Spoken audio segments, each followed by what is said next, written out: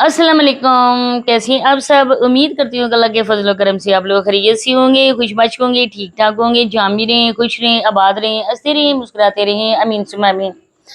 मेरी प्यारी बहन भाइयों, फेरोज अंबानी का नाम किसी तारुफ का मोहताज नहीं है, क्योंकि बहुत ही जानी मानी शख्सियत है, बहुत ही बड़ा बिजनेसमैन है। और बिजनेस टाइकून अगर कहा जाए तो ये काम बात जो है ना नामनासिब नहीं होगी, बल्कि हमें उसी को ये लक़्ब देना चाहिए, क्योंकि बहुत ही जानी मानी शख्सियत है और हमारे पाकिस्तान का नंबर 1 बिजनेसमैन है।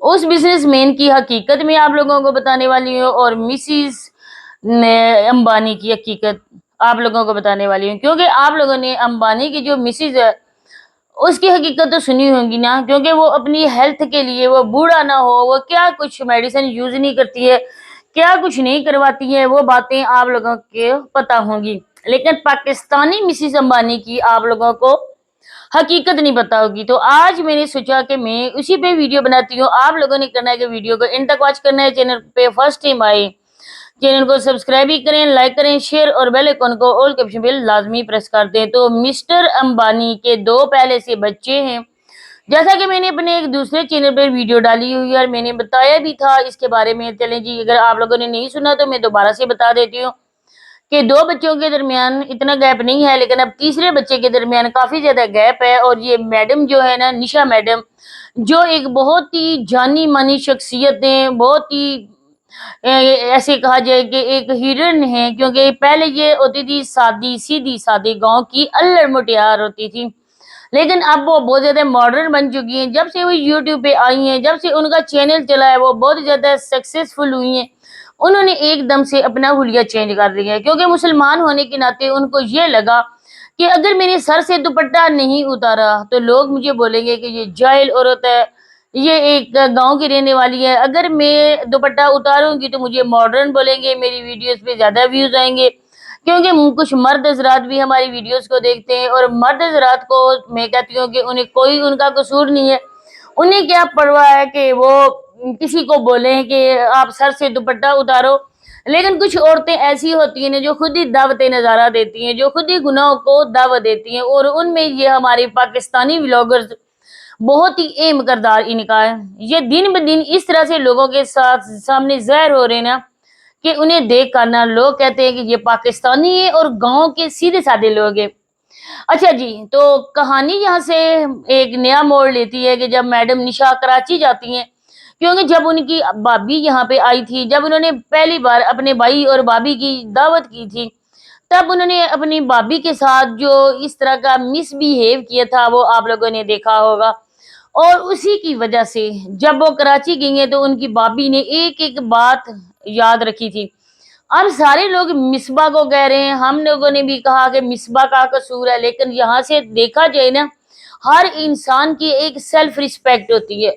अगर हमारे घर भाभी आती है तो हम उसको लेकर आते हैं, वो हमारे घर खुद मुंह उठा के नहीं आती है, बल्कि अल्लाह पाक ने हमें भाई जैसी नियम से नवाजा होता है ना, हमारे माँ बाप को बेटे की नियम से नवाजा होता है, और हम खुद जाते हैं लड़की वालों के घर चलकर और अपने भाई के लिए, बेटियों के लिए रिश्ता लेते हैं।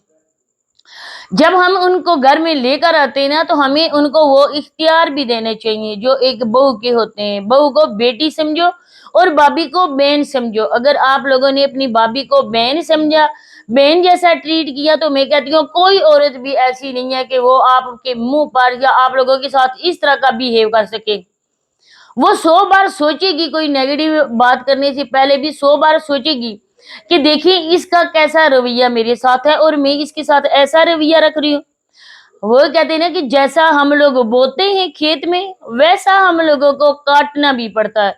और ये दुनिया में मकाफाते अमल है। और इस जो है ना हमारी ये 14वीं सदी में जो होता है ना मकाफाते अमल, वो बहुत जल्दी हो जाता है। इसी तरह से जब निशा मैडम गई हैं, जब उन्होंने भाभी की जो सेवा की, जो उसकी खातिर मदारत की, जैसे उसको पलकों में बैठा के रखा, अपने भाई की वजह से तो उस औरत का ख्याल कर लेती कि ये मेरी इकलौती भाभी है, एक ही मेरा भाई है और एक ही भाभी है। अगर भाई से प्यार हो तो भाभीियों से भी लाजमी होता है। लेकिन जब तुमने उसको इस तरह से रखा, पलकों में बैठा के रखा, तो तुम जब गई अपने मायके तो भाभी ने भी तुम्हें पलकों में बैठा के रखा, तुम्हें नीचे उतरने ही नहीं दिया। تم بھی چلاکو ماسی وہاں جا کے کنٹینٹ بنانے کے لیے گئی کہ اب میری ویڈیو تو اچھی خاصی چلیں گی۔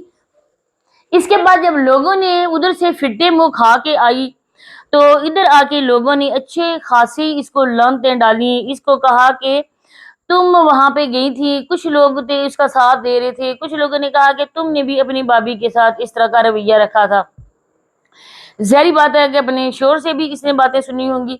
جو شور خود اس کا ٹکٹ کروا کے بھیج رہا ہے، اس کو پتہ ہے کہ میری بیوی کی یہ حالت ہے، میری عورت پریگنٹ ہے۔ اگر یہ پریگنٹ ہے تو ہمیں تو ابھی تک یہ ڈرامہ لگ رہا ہے۔ کس وجہ سے لگ رہا ہے میں آپ لوگوں کو ساری باتیں بتاتی ہوں۔ پہلی بات ہے کہ اس شور نے خود اس کو ٹکٹ کروا کے دیا کہ یہ کراچی جائے، اس کو پتا تھا۔ اور دوسری بات ہے کہ اگر اتنا ہی تھا نا، ان کو ڈاکٹر سے جا کے یہ مشورہ کرتے کہ یہ جا رہی ہے بائی ایئر، جا رہی ہے کراچی جا رہی ہے، اس کو کوئی مسئلہ تو نہیں ہوگا نہ ٹریول کرنے سے، لیکن اس کے بعد ان کی ڈاکٹر کی ایڈوائس سے ہی یہ اگلا سٹیپ اٹھاتی۔ لیکن بہرحال یہ ادھر سے چلی گئی، خیر خیر سے واپس آ گئی۔ آتے ساتھ ہی اس نے یہ ہیپی نیوز بھی سنائی۔ ایک دم ایک ولاگ کے بعد اس کی طبیعت خراب ہو گئی، کیونکہ انہوں نے بنانا تھا کنٹینٹ۔ ان کا کوئی بندہ پیارا بھی ہو، وہ بیمار ہو، لیکن یہ اس کی بیماری آخری سٹیج پر لے آتے ہیں۔ پیسے کی خاطر یہ اپنے پیارے کی قربانی بھی دے سکتے ہیں، ان کے لیے صرف پیسہ ضروری ہے۔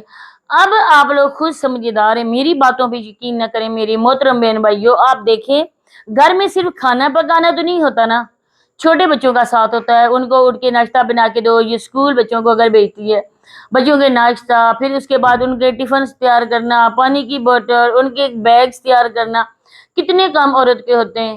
اگر ڈریسز گندے ہو جائیں تو پھر اس کو صاف بھی کرنا پڑتا ہے، پھر صبح اس کو پریس کر کے بھی دینا پڑتا ہے، بچوں کو تیار بھی کرنا پڑتا ہے۔